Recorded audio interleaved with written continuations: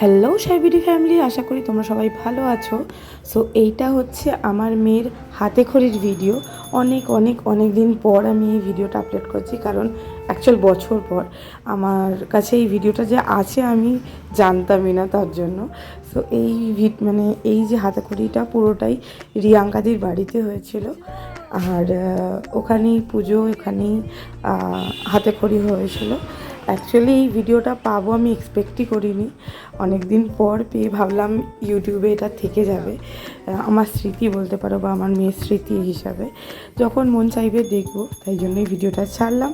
কেমন লাগে তোমাদের অবশ্যই আমাকে জানিও, আর অনেক অনেক অনেক ভালোবাসা দিও। আমার মেয়ের জন্য অনেক ভালোবাসা রেখো তোমরা।